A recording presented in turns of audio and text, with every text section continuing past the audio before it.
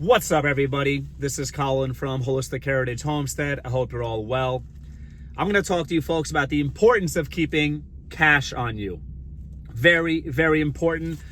You could call it a prep. Money's money. Sure, it might be worthless fiat currency, but preparedness is all about being prepared for different types of scenarios. And this worthless fiat currency currently acts as a medium of exchange for me to get stuff. So I'm going to call money, cash, a prep. So why cash? Well, I'll tell you why. Preparedness is about a whole spectrum of different situations to prepare for. Everyday common occurrences to SHTF scenarios. And I don't know about you, but there's been a time or times in my life where I wish I had cash on me, because the business that I might have been trying to spend money at, might have had an issue with their point of sales terminal. Their credit card machine might not have been working. And it's always good to have cash on you.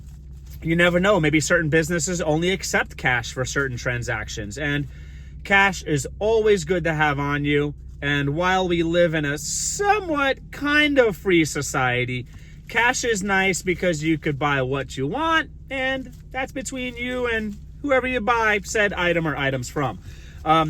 So cash. I have some tips as far as keeping cash on you. Number one, small denominations. You want small denominations because depending on the scenario, whether it's a run on the banks and everyone's getting their cash out, or it's a serious SHTF scenario, or you're just eating at a restaurant and their cash register won't open and they can't give you exact change. You want small bills because you don't want to have only hundreds on you and have them not be able to give you change. Let's say you live where we used to live in New York and you're trying to escape New York in a really tough scenario, which I think would be next to impossible or exceedingly difficult.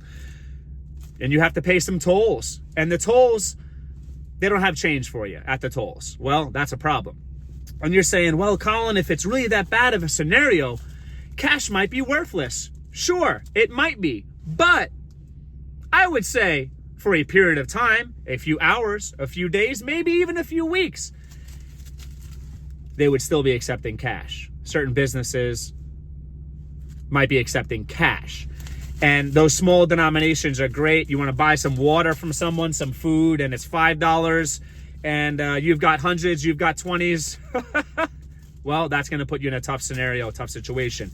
Small bills. Another tip. Keep them waterproof. Keep them in plastic Ziploc bags are great. Something like that. Very, very important. Another tip. Keeping them on your person is ideal. If you're not going to have cash on your person, which I recommend you should, keep it in your bug out bag at least. The best situation is to keep cash on your person and also in your bug out bag. Another tip, I recommend minimum per person in your family, $100 in $1 bills. That's going to be able to get you from point A to point B. Let's give you a scenario. Something really horrible happens and you need to get to your bug out location. For those of us who live in rural America, we're already in our bug out locations, which is awesome for many of us. But if you folks live in the suburbs and urban area, and you've got a place, you've got your property in rural America or rural wherever, you've got your cabin somewhere off grid, whatever your situation is, and you've got to get there. And you've got a 3 to 5 hour window where gas stations are still taking cash. Who knows? Maybe these people that run these businesses will hold on to civilization or the concept of civilized society for a period of time. And many people are thinking, they're going to think that things will just go back to normal, or they'll go back to normal quickly. And they're going to accept this stuff, okay, for a period of time. And you've got to fill up your tank between point A to point B in your bug out location. Boom, you're going to want some cash with you. I'm telling you, folks. This is an underrated prep. A lot of people talk about all these different primitive survival preps, which are awesome and important, okay? And they talk about all these different things. And a lot of people don't even talk about keeping cash on you. Keeping cash on you. This is so important, okay? And it's not a debate. It's not a debate because preparedness is, like when it comes to buying silver and gold, for example, silver and gold are great preps to have. They're a great way to hold and maintain your wealth. They're a great way to, in certain scenarios, use it as money, as a medium of exchange. And certain people are going to say, well, food and water first. Well, obviously, you need water and you need food to live. But there's also going to be certain scenarios where cash still is useful, where gold and silver are absolutely useful. And we're supposed to prepare for different scenarios, not just the single scenario we have in our own minds. That's not preparedness.